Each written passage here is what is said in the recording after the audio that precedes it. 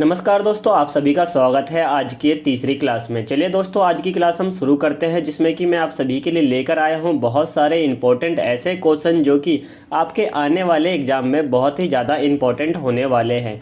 तो चलिए शुरू करते हैं हम आज की क्लास को। और आज की क्लास का पहला क्वेश्चन आपके सामने है। आप सभी जल्दी से जल्दी इस क्वेश्चन का आंसर दीजिए और मुझे इसका सही आंसर कमेंट बॉक्स में बताइए। क्वेश्चन आपके सामने है जिसमें कि पूछा गया है भारतीय संविधान में कुल कितने अनुच्छेद है। तो दोस्तों इसका जो आंसर होगा वो आपके सामने यहाँ पर रखा गया है। जैसे कि ए आंसर में लिखा हुआ है कि 360, 365, 395 या 448। तो इसका दोस्तों सही आंसर जो है वो डी ऑप्शन हो जाएगा। चलिए चलते हैं हम अपने अगले क्वेश्चन के साइड में, देखते हैं अगला क्वेश्चन क्या है हमारा। भारतीय संविधान कब लागू हुआ था? भारतीय संविधान कब लागू हुआ था ये पूछा गया है दोस्तों। जैसा कि आप यहाँ पर देख सकते हैं 15 अगस्त है, 26 जनवरी है, 26 नवंबर है या फिर 2 अक्टूबर। ये सभी आपके सामने 4 ऑप्शन दिए गए हैं। आप इसमें से जल्दी अपना सही आंसर बता सकते हैं। तो दोस्तों ये लागू जो है 26 जनवरी 1950 में, इसका बी आंसर सही होगा। चलिए दोस्तों चलते हैं अपने तीसरे क्वेश्चन की ओर। तीसरा क्वेश्चन आपके सामने है और इस क्वेश्चन में आपसे पूछा गया है दोस्तों, तीसरा क्वेश्चन आपके सामने है जिसमें कि पूछा गया है इनकलाब जिंदाबाद का नारा किसने दिया था। तो दोस्तों मैं आपको बता दूं कि 4 ऑप्शन आपके सामने है और आपको सही आंसर बताना है। दोस्तों ऐसा है कि पेपर जितने भी होते हैं उनमें ज्यादातर जीके जीएस के क्वेश्चन जो है वो रिपीटेड ही देखे गए हैं। चलिए दोस्तों आपके सामने तीसरा क्वेश्चन आपके सामने है जिसमें कि पूछा गया है इनकलाब जिंदाबाद का नारा किसने दिया था। तो इसका जो सही आंसर है दोस्तों वो आपके सामने यहाँ पर बताना है आप लोगों को। इसका आंसर ए हो जाएगा। चलिए दोस्तों चलते हैं अपने अगले क्वेश्चन की ओर, जहां पर चौथे क्वेश्चन में आपसे पूछा गया है कि भारत में योजना आयोग की स्थापना कब की गई थी। दोस्तों चौथा क्वेश्चन आपके सामने है। इसमें पूछा गया है कि भारत में योजना आयोग की स्थापना कब की गई थी और यहाँ पर आपके सामने 4 ऑप्शन है। आप जल्दी से जल्दी इसका आंसर बताइएगा। तो दोस्तों मैं बता दूं आपको, चौथे क्वेश्चन का जो आंसर है वो बी हो जाएगा। 1950 में इसकी स्थापना की गई थी। इसके बाद अगले क्वेश्चन की ओर चलते हैं। अगला क्वेश्चन है राज्यसभा की अधिकतम सदस्य संख्या कितनी हो सकती है। सबसे ज़्यादा जो है संख्या वो कितनी हो सकती है, अधिकतम पूछा गया है दोस्तों। यहाँ पर इस बात का आप ध्यान रखिएगा। क्वेश्चन नंबर 5 आपके सामने है। तो मैं आपको बता दूं कि जो सबसे ज़्यादा अधिकतम संख्या है वो 250 हो सकती है दोस्तों। चलिए चलते हैं अपने अगले क्वेश्चन की ओर। अगला क्वेश्चन आपके सामने है, भारत के प्रथम राष्ट्रपति कौन थे। दोस्तों आप सभी को बताना है कि भारत के प्रथम राष्ट्रपति कौन थे। तो दोस्तों मैं आपको बता दूं कि इसका फर्स्ट आंसर सही हो जाएगा, डॉक्टर राजेंद्र प्रसाद इनके सही आंसर होगा। चलिए चलते हैं अपने अगले क्वेश्चन की ओर। अगला क्वेश्चन है, दादा साहेब फाल्के पुरस्कार किस क्षेत्र से संबंधित है। दोस्तों ये आपको बताना है कि ये किस क्षेत्र से संबंधित है, जैसे कि खेल, सिनेमा, साहित्य या विज्ञान। यह पुरस्कार कब दिया जाता है। तो दोस्तों मैं आपको बता दूं कि इसका जो आंसर होगा वो आंसर होगा आपका सिनेमा से। दोस्तों इसका बी आंसर बिल्कुल सही होगा। चलिए चलते हैं अगले क्वेश्चन की ओर। अगला क्वेश्चन आपके सामने है, भारत का सबसे बड़ा राज्य क्षेत्रफल के आधार पर कौन सा है। ये बताना है आपको कि भारत का जो सबसे बड़ा राज्य है वो क्षेत्रफल के आधार पर सबसे बड़ा राज्य कौन सा है।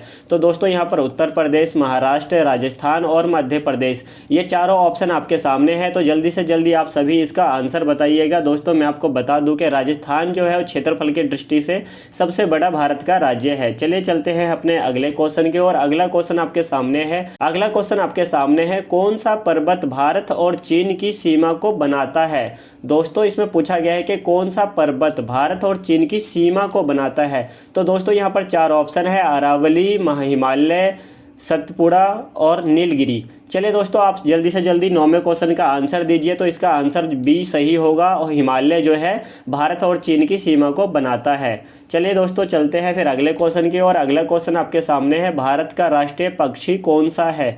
दोस्तों भारत का राष्ट्रीय पक्षी कौन सा है, यहाँ पर आपसे 4 ऑप्शन है ये दिया गया है। चलिए जल्दी से जल्दी आप इसका आंसर बताइए। इसका आंसर बी होगा दोस्तों। चलिए चलते हैं अपने अगले क्वेश्चन की ओर, जहाँ की पूछा गया है, पानी का रासायनिक सूत्र क्या है। पानी का रासायनिक सूत्र क्या होता है। दोस्तों आपके सामने 4 ऑप्शन है, CO2, H2O, NaCl या O2।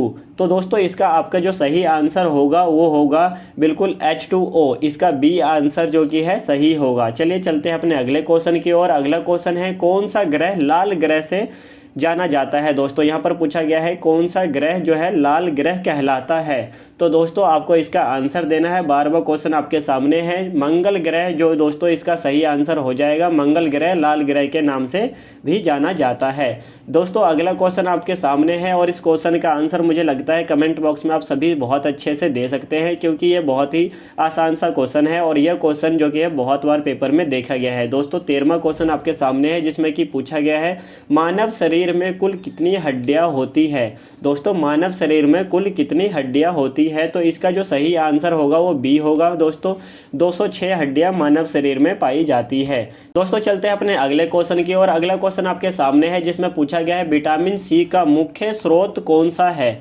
दोस्तों यहाँ पर आपके सामने 4 ऑप्शन है, दूध, नींबू, अंडा और मांस। दोस्तों इसमें से आपको सही आंसर बताना है। तो मैं आपको बता दूं कि विटामिन सी का जो मुख्य स्रोत है वो कौन सा है दोस्तों, तो ये है आपका नींबू। इसका बी आंसर बिल्कुल सही आंसर होगा। दोस्तों चलिए चलते हैं अपने अगले क्वेश्चन की ओर। अगला क्वेश्चन आपके सामने है, जिसमें कि पूछा गया है दोस्तों 15वां क्वेश्चन आपके सामने है। इसमें पूछा गया है मनुष्य की सबसे बड़ी ग्रंथि कौन सी है। दोस्तों यहाँ पर आपके सामने 4 ऑप्शन है, चारों ऑप्शन में से आपको सही जवाब जो है कमेंट बॉक्स में बताना है। तो मैं आपको इसका आंसर बता देता हूं दोस्तों, ये बी ऑप्शन सही हो जाएगा, लीवर इसका सही आंसर है। दोस्तों चलिए चलते हैं अपने अगले क्वेश्चन की ओर। अगला क्वेश्चन है, सबसे हल्की गैस कौन सी होती है।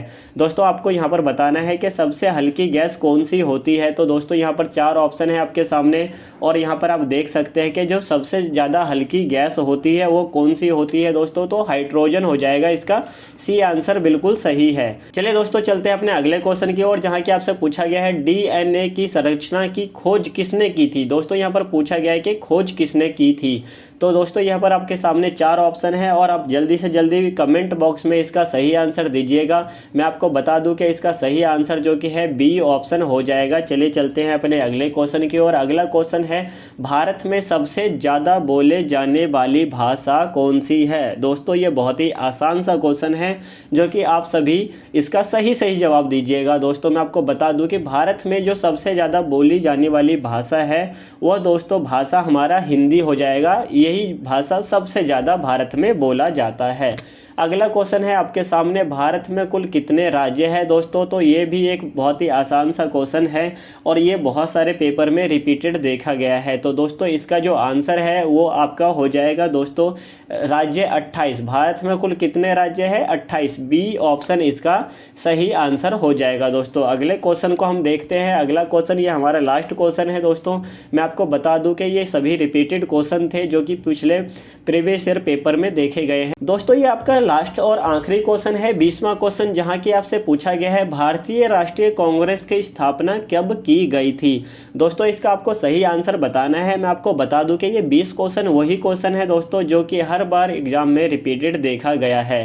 तो दोस्तों आपको इसका सही आंसर आपको कमेंट बॉक्स में बताना है। मैं आपको बता दूं कि भारतीय कांग्रेस जो स्थापना, भारतीय राष्ट्रीय कांग्रेस की जो स्थापना वो की गई थी वो 1885 में, मतलब कि ए ऑप्शन इसका सही आंसर हो जाएगा। चलिए दोस्तों आज की क्लास को हम यहीं पर समाप्त करते हैं। आप सभी कमेंट बॉक्स में ज़रूर बताइएगा आपको क्लास कैसी लगी।